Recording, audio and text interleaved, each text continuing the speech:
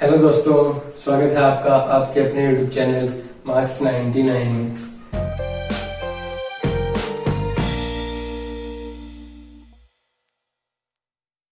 जो उन्होंने पीरियोडिक अपनी जो टेबल बनाई,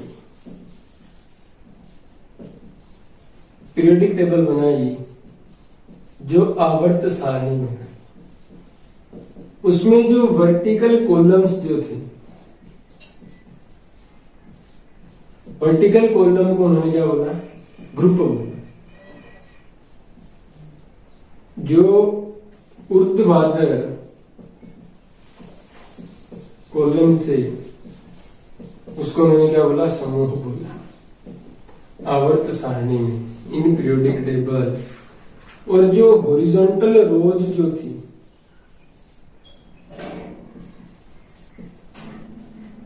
उसको उन्होंने क्या बोला? पीरियड बोला। जो 36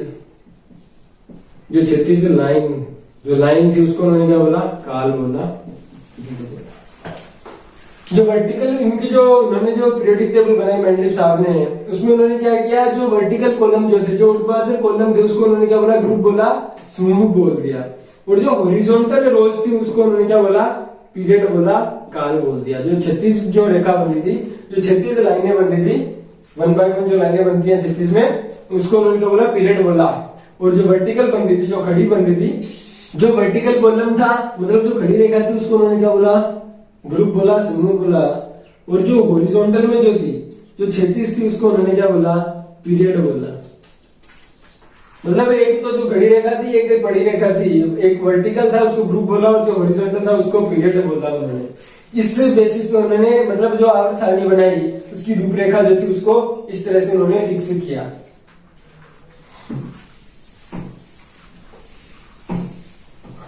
उन्होंने अपनी आवर्त सारणी इस तरीके से कुछ बनाई। अब जो उनकी उपलब्धियां जो है, आवर्त सारणी की जो उपलब्धियां हैं मेंडलीव की,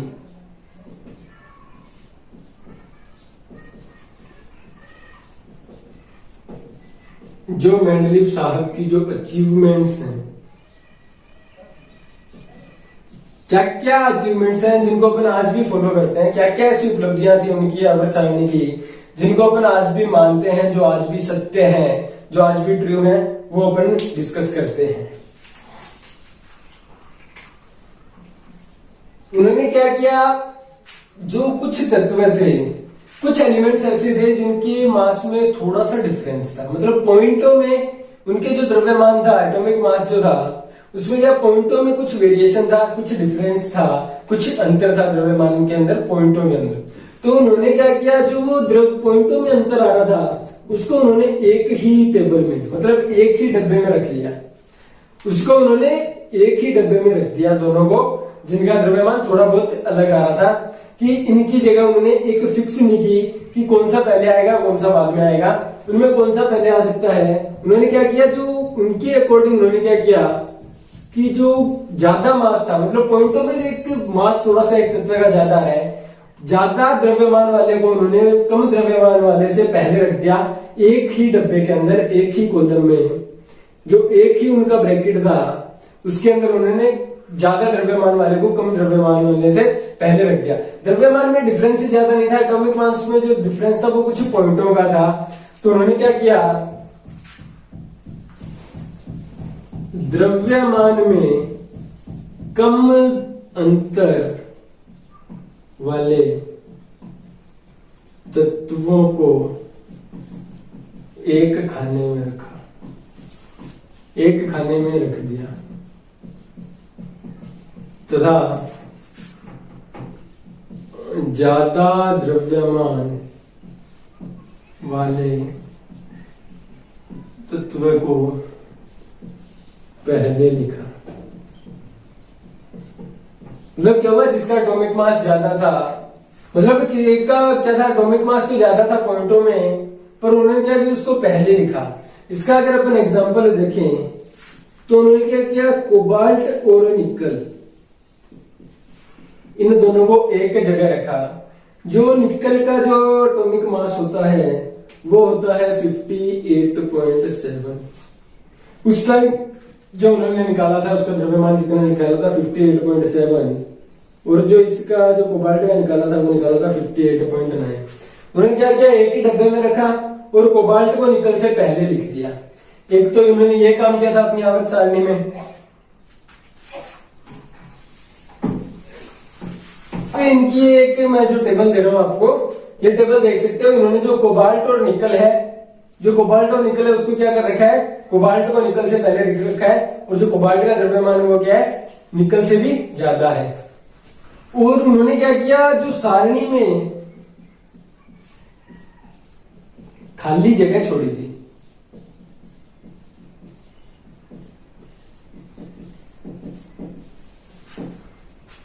मतलब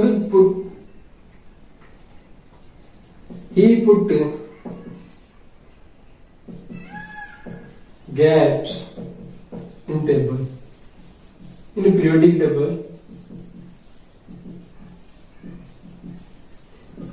जो इन्होंने सारणी बनाई उसमें गैप रख दिए। गैप क्यों रखे, खाली जगह क्यों छोड़ी, क्योंकि उन्होंने प्रिडिक्ट किया था, क्योंकि अनुमान लगाया था।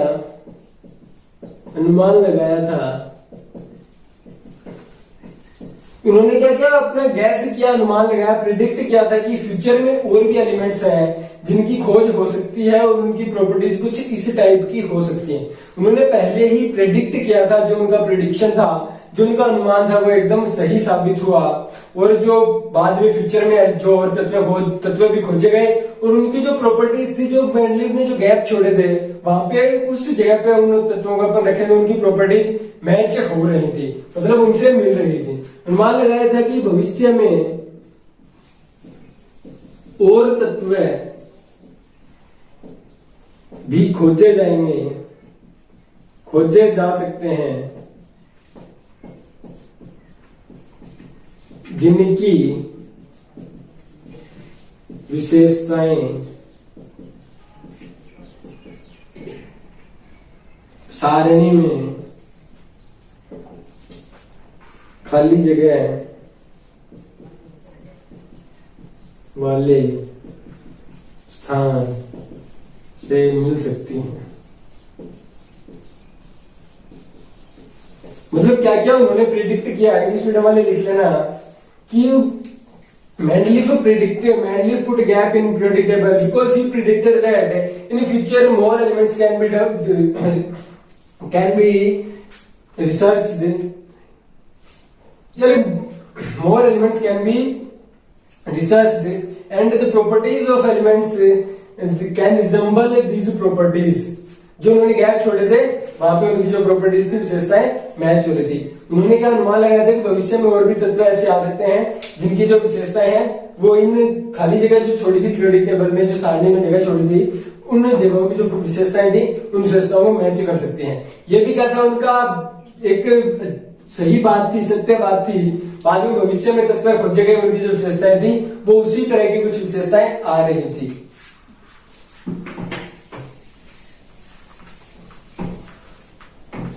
उन्होंने क्या किया, भविष्य में कुछ उन्होंने प्रेडिक्ट तो कर लिया, अनुमान लगा लिया कि भविष्य में कुछ एलिमेंट्स खोजे जाएंगे।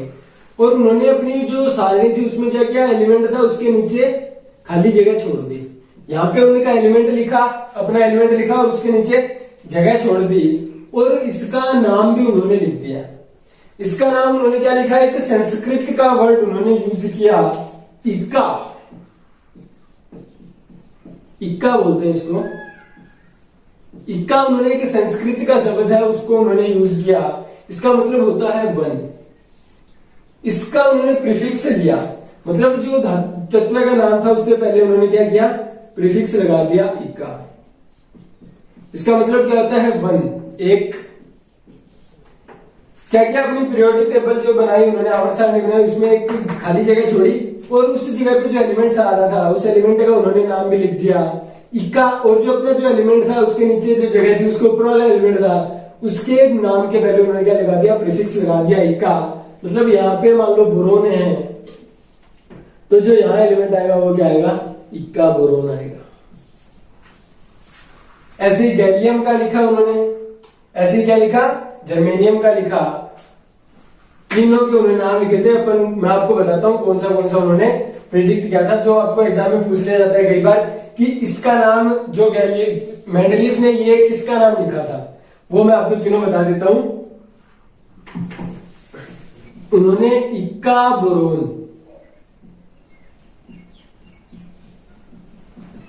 बोरोन किसके लिए यूज किया? स्कैंडियम के लिए यूज किया। जो स्कैंडियम है उसके लिए उन्होंने क्या यूज किया? इक्का बोरोन यूज किया। इक्का एल्यूमिनियम। अब क्या आपको मैं मोजले की जो सारणी पढ़ाऊंगा उसमें वापस बताऊंगा कि उन्होंने इक्का बोरोन किसका नाम रखा था, वो बोरोन के नीचे आ रहा है या नहीं आ रहा। इक्का एल्यूमिनियम जो उन्होंने लिखा वो किसका लिखा? जर्मेनियम का। इक्का बोरोन, इक्का एल्यूमिनियम, ये किसका लिखा था? जर्मेनियम का लिखा था। और एक लिखा उन्होंने इक्का सिलिकॉन। इक्का सिलिकॉन उन्होंने किसका लिखा? गैलियम का लिखा।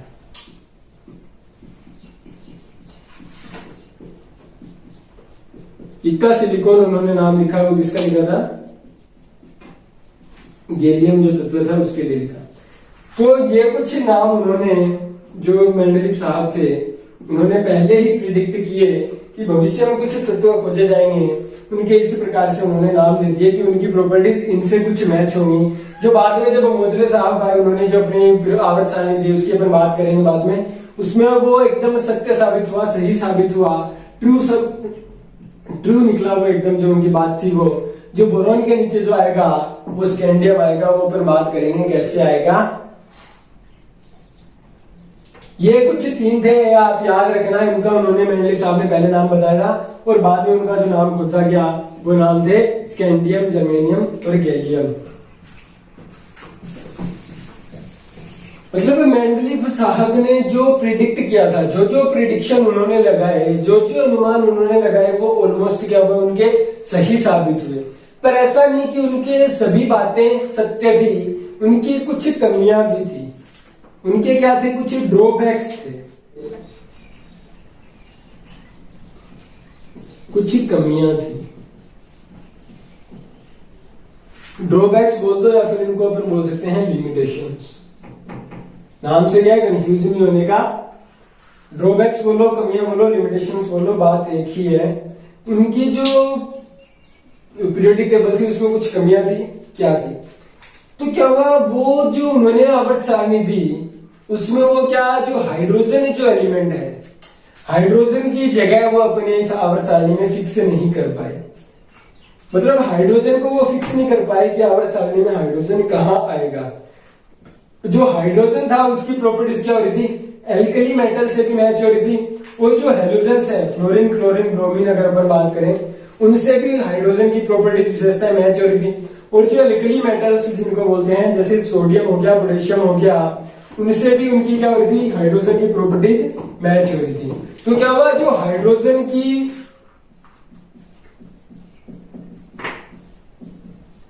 स्थिति स्थिर नहीं कर पाई।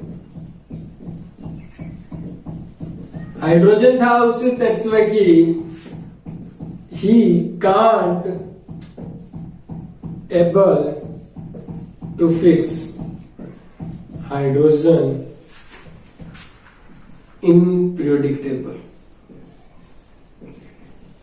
मतलब क्या हुआ, जो अपना हाइड्रोजन तत्व जो था उसको वो क्या एक फिक्स जगह नहीं दे पाए अपनी आवर्त सारणी में कि वो एल्कली मेटल्स में आएगा या फिर हेलोजेंस में आएगा, वो उसको रख नहीं पाए अपनी आवर्त सारणी में। एक कमी तो ये थी उनकी। हाइड्रोजन क्या कर रहा था? हाइड्रोजन क्या डाइएटॉमिक मॉलिक्यूल भी बना रहा था। हाइड्रोजन डाइएटॉमिक मॉलिक्यूल बना रहा था और नॉन मेटल और मेटल के साथ रिएक्ट करके कोवेलेंट कंपाउंड भी बना रहा था। इसकी जगह उनसे क्या हुई? फिक्स नहीं कर पाए। डाइएटॉमिक मॉलिक्यूल भी बन रहे थे और कोवेलेंट कंपाउंड बन रहे थे। इसकी जगह एल्कली मेटल से भी मैच हो रही थी इसकी प्रॉपर्टीज और हेलोजन से भी मैच हो रही थी, इसलिए वो इसको फिक्स नहीं कर पाई इसकी जगह को कि आवर्त सारणी में इसको कहां रखा जाए। जब क्या हुआ, एक कमी तो आ गई कि हाइड्रोजन की जगह फिक्स नहीं कर पाए। और एक आइसोटोप्स,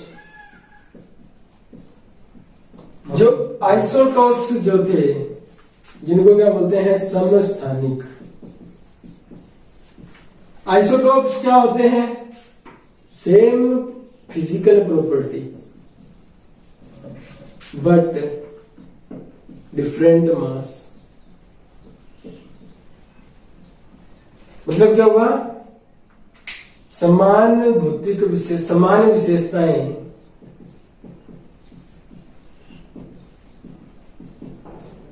पर अलग